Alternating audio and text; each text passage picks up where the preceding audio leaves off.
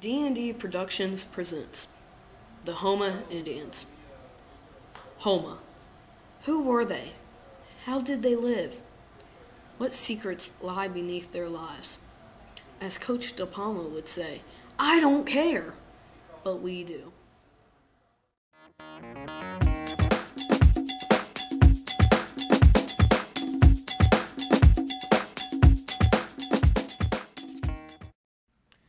Tonti's Encounter. In the year 1685, Tonti made the first recorded European interaction with the Houma Indians. This interaction would change the face of the Houma history forever. The Houmas were first seen by La Salle 3 years earlier.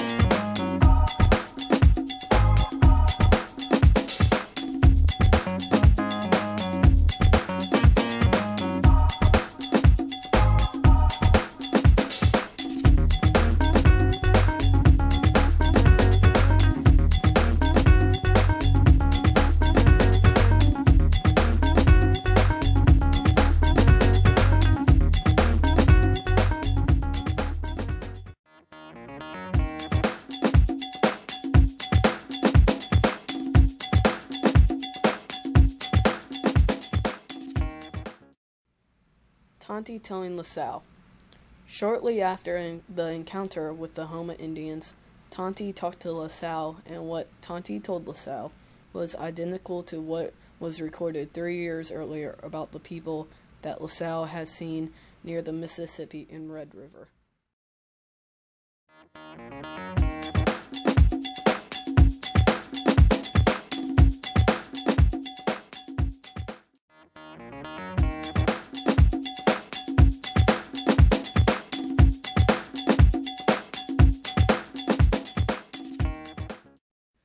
Red Stick.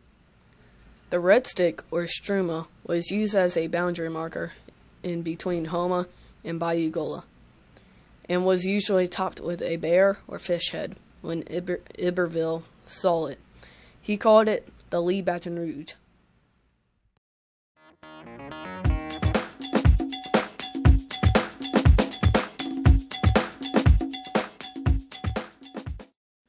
The Houma. What clothing did they wear? What foods did they eat? What shelters did they live in? Where did they move to? All of these questions will be answered shortly.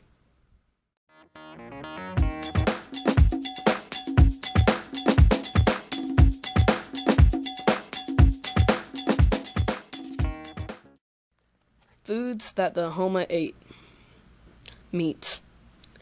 They normally hunted for various animals that they found in the forest that they tend to live in. They fished for many types of fish, including catfish. Vegetables.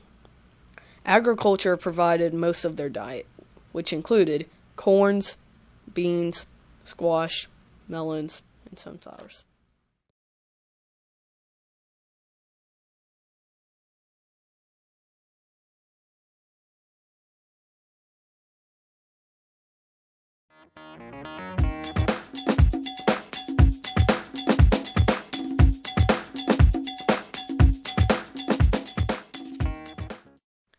The shelters that the Houmas lived in. Their huts normally were made of wattle and dub.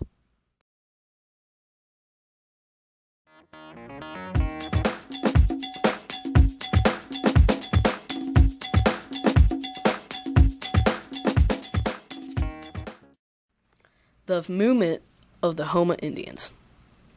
In 1682, they were first spotted in the intersection of the Mississippi River and Red River.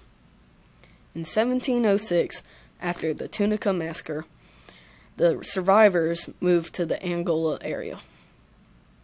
In 1766, they moved south of Donaldsonville. In 1800, they moved to the present location of Terrebonne and Lafourche Parish.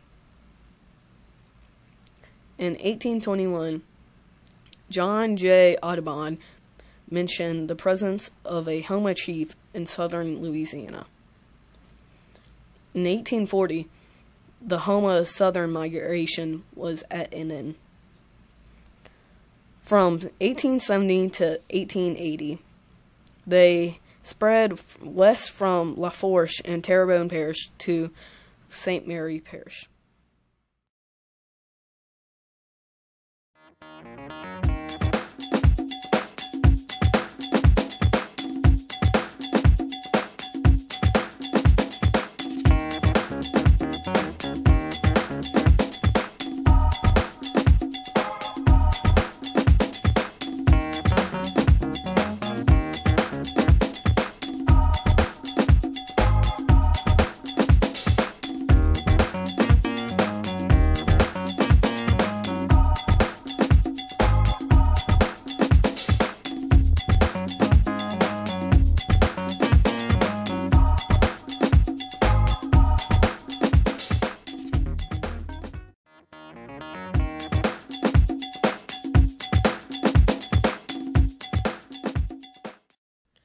The clothing that the Houma wore.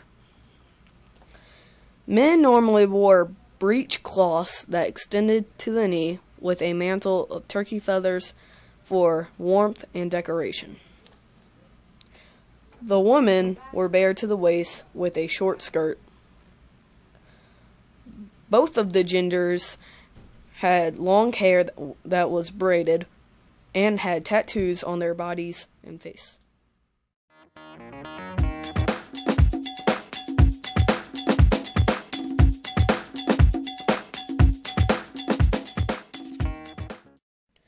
The Tunica Biloxi and Houma battle.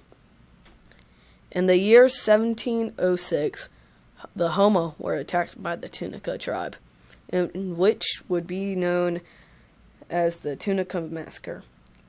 Most of the tribe died, and the survivors moved south of the Angola area to avoid a conflict like this ever again.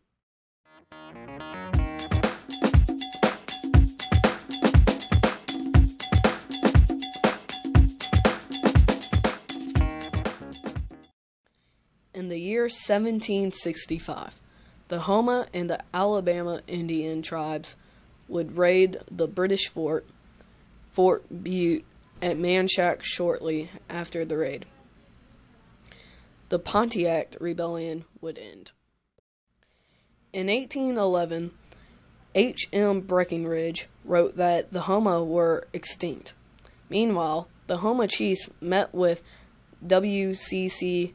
Claiborne, the governor of Louisiana Territory, to have formal relations with the U.S.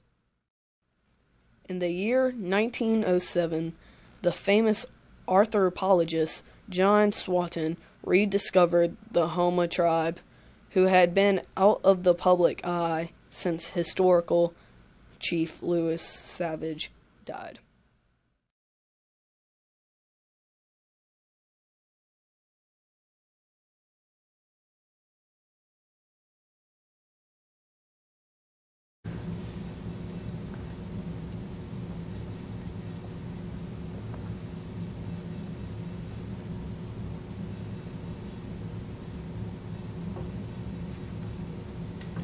All rise.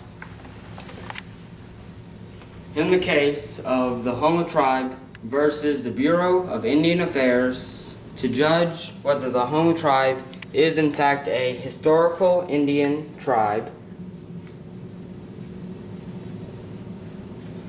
I, the judge, rule